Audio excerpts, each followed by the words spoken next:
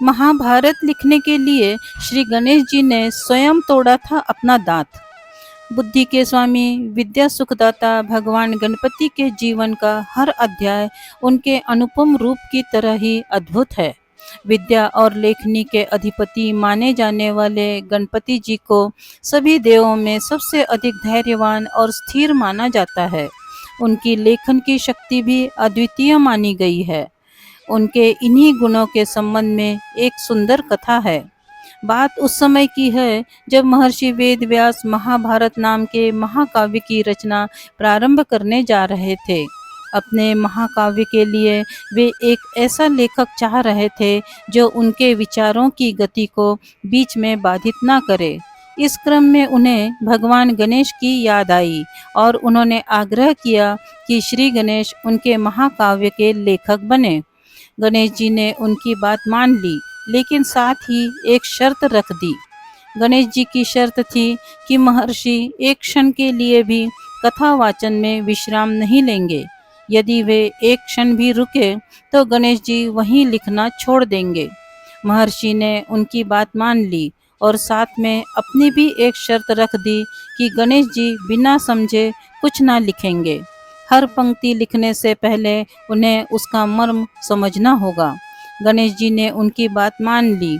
इस तरह दोनों ही विद्वान जन एक साथ आमने सामने बैठकर अपनी भूमिका निभाने में लग गए। महर्षि व्यास ने बहुत अधिक गति से बोलना शुरू किया और उसी गति से भगवान गणेश ने महाकाव्य को लिखना जारी रखा।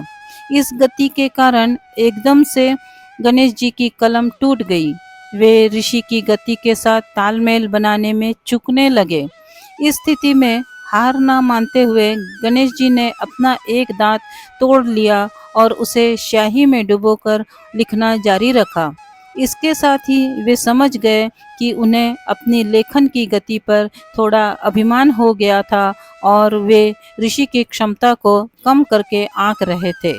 महर्षि ने उनका घमंड चूर करने के लिए ही अत्यंत तीव्र गति से कथा कही थी। वही ऋषि भी समझ गए कि गजानन की त्वरित बुद्धि और लगन का कोई मुकाबला नहीं है। इसी के साथ उन्होंने गणेश जी को नया नाम एकदंत दिया।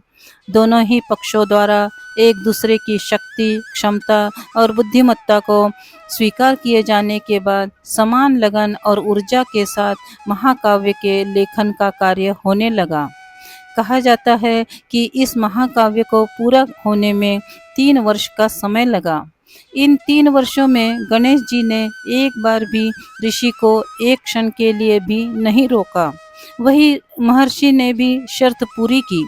महाकाव्य के दौरान जब भी उन्हें तनिक विश्राम की आवश्यकता होती, वे कोई बहुत कठिन श्लोक बोल देते। शर्त के अनुसार गणेश जी बिना समझे कुछ लिख नहीं सकते थे। इसलिए जितना समय गणेश जी उस श्लोक को समझने में लेते, उतनी देर में ऋषि विश्राम कर लेते। माना जाता है कि महाभारत महाकाव्य के कई श्लोक कहीं गुम हो गए हैं। इसके बावजूद आज भी महाभारत में 1 लाख श्लोक हैं।